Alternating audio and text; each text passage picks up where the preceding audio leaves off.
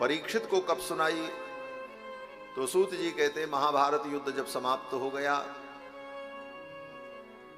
दुर्योधन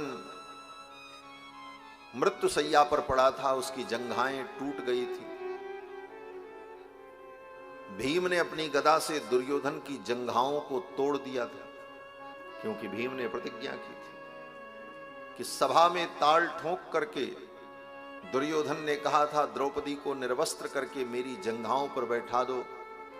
उस समय भीम ने प्रतिज्ञा की थी, अगर मैं असली क्षत्रिय कुमार हूं, कुरुवंश का हूं, तो तुम्हारी इन जंघाओं को मैं अपनी गदा से तोड़ दूंगा।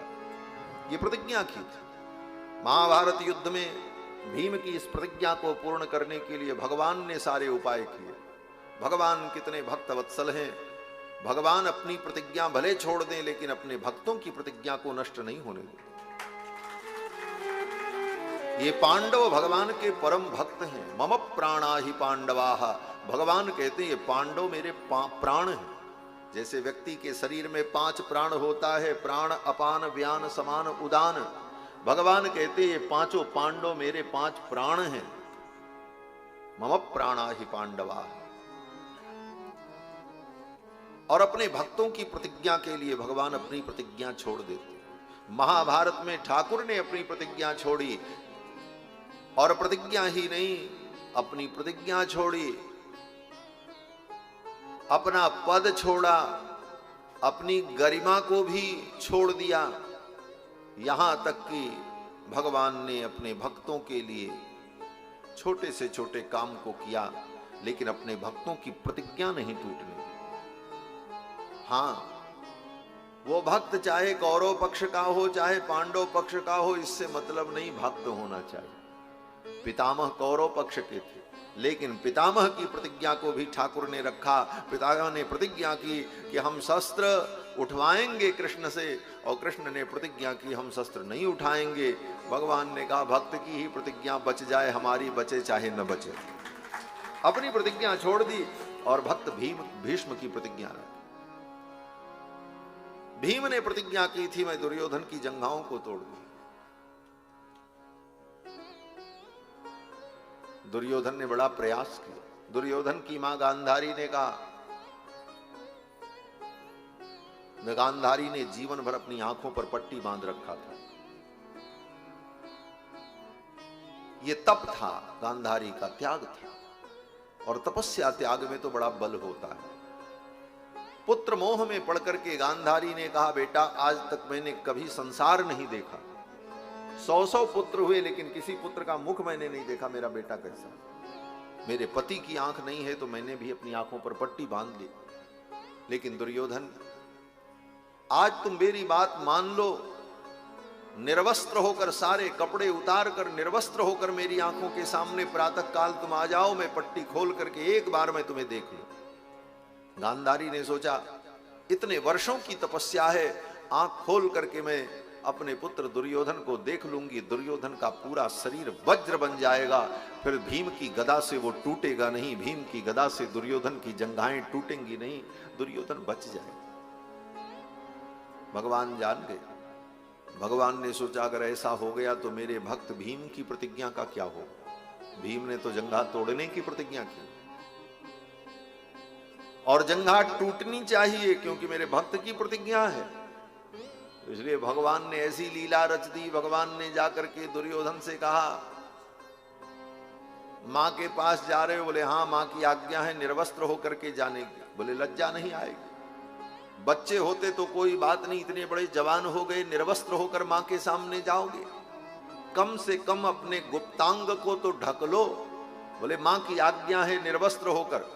तो भगवान तो बड़े चतुर, भगवान ने कहा ठीक है, मां ने निर्वस्त्र कहा है ना तो वस्त्र मत पहनो, अंग ढकने की बात मैं कह रहा हूं, वस्त्र पहनने की नहीं।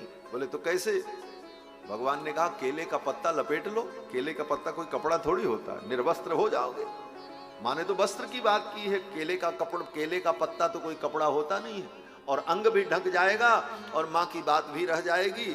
भगवान ने ऐसी पट्टी पढ़ाई दुर्योधन को। दुर्योधन केले का पत्ता लपेट करके कमर में अपने गुप्तांगों को ढक करके जब पहुंचा, गांधारी ने अपनी पट्टी खोली। गांधारी की दृष्टि पड़ते ही दुर्योधन का पूरा शरीर वज्र के समान हो गया, लेकिन जहां केले का पत्ता लिपटा हुआ था जंघाओं पर उतनी दूर दृष्टि नहीं पड़ी और वो अंग कमजोर रह गया। भगवान ने भीम को बता दिया, चिंता मत करो, उसकी खोपड़ी पर तुम गदा मारोगे, उसकी खोपड़ी नहीं फूटेगी क्योंकि वज्र हो चुकी है, लेकिन उसकी जंघाओं पर तुम गदा का प्रहार करोगे तभी उसकी मृत्यु होगी और तुम्हारी प्रतिज्ञा पूरी होगी। ये भगवान की भक्तवत्सल। तो भगवान ने ऐसी लीला की, भीम ने अपनी गदा से महाभारत युद्ध में दुर्योधन की जंघाओं को तोड़ दिया। दुर्योधन युद्ध के मैदान में अपनी मृत्यु की प्रतीक्षा कर रहा था। महाभारत युद्ध समाप्त प्राय था। उसी समय अश्वत्थामा द्रोणाचार्य के पुत्र आए और उन्होंने कहा, राजन, आपकी ये जो पराजय हुई इसका कारण आपकी दुर्नीतियां हैं। आपने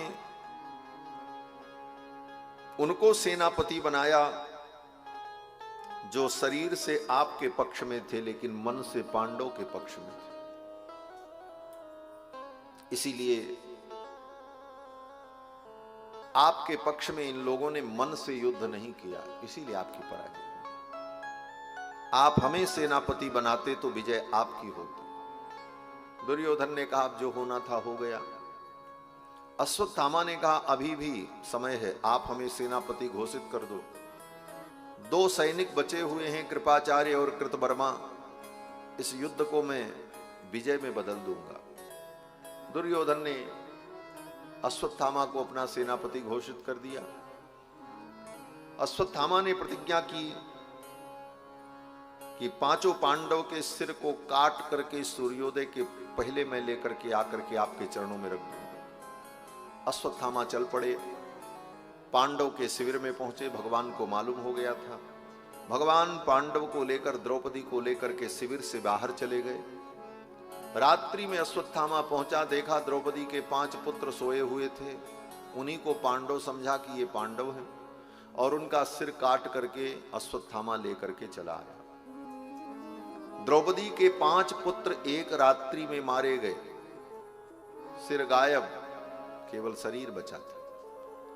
भगवान को मालूम था कि आज ये 5 मरने वाले हैं, इसीलिए पांडव को लेकर, द्रौपदी को लेकर भगवान बहाने से शिविर के बाहर चले गए, क्योंकि काल की यही लीला थी, यही तय था, विधि का विधान था।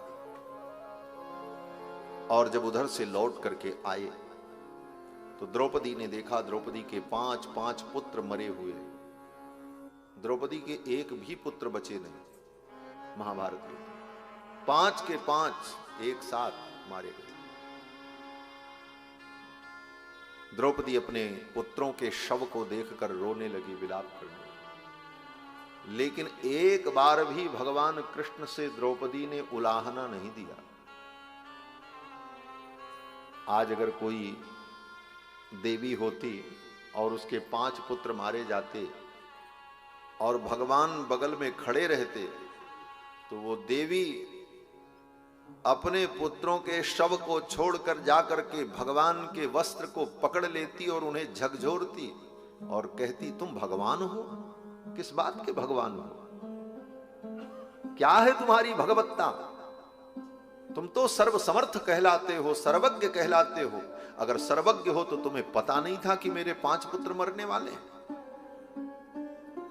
कितने प्रश्न खड़े होते, लेकिन द्रौपदी ने एक बार भी भगवान से यह प्रश्न नहीं किया। क्यों? बोले, भगवान जो करते हैं अच्छा करते हैं, ये उनकी लीला है। ये दृढ़ विश्वास था।